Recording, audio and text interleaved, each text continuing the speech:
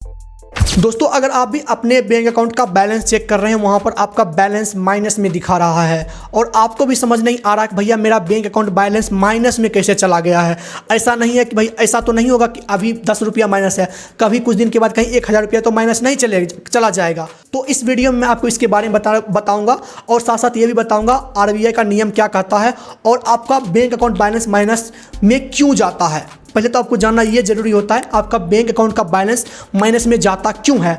देखिए माइनस में जाने का 2-3 रीज़न होता है। जैसे मान लीजिए कि अगर आप लोग अपने बैंक से लोन लिए थे तो लोन लेने के बाद वहाँ पर आपका EMI चल रहा था और आपके बैंक अकाउंट में पैसा नहीं था, ऑटोमेटिक आपका EMI कट रहा था और आप पैसा बैंक अकाउंट में नहीं रखे थे तो ऑटोमेटिक वहाँ पर जो है वो बाउंस हो जाता है EMI। इसके कारण आपका जो है वहाँ पर माइनस में बैलेंस चला जाता है, बैंक माइनस में आपका अकाउंट को कर देता है। एक तो ये रीज़न होता है।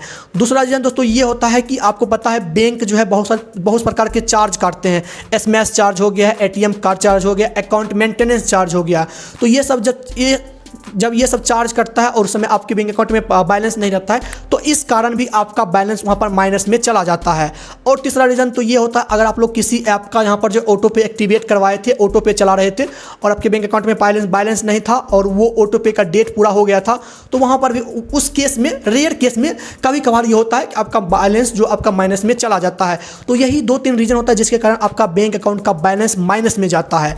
अब दोस्तों बात रहा अगर बैलेंस माइनस में चला गया है तो इसे ठीक कैसे करवाएंगे। देखिए अगर आपका बैंक अकाउंट का बैलेंस माइनस में चला गया है, इसके लिए आपको एक बार कस्टमर केयर से बात कर लेना है, वो आपको सोल्यूशन बता देंगे। अदरवाइज आप लोग को क्या करना होगा, एक बार आपको अपना ब्रांच विजिट करना है, वहाँ पर आपको बोलना है कि भैया मेरा अकाउंट का बैलेंस माइनस में कैसे चला गया है। और RBI का दोस्तों ये नियम कहता है कि अगर आपके बैंक अकाउंट में बैलेंस 0 है तो उस केस में आपका जो SMS चार्ज, कोई भी चार्ज आपको बैंक नहीं काट सकता है। तो आप लोग एक बार जाकर वहाँ पर बोलिएगा तो वहाँ पर आपको ये प्रॉब्लम सॉल्व हो जाएगा।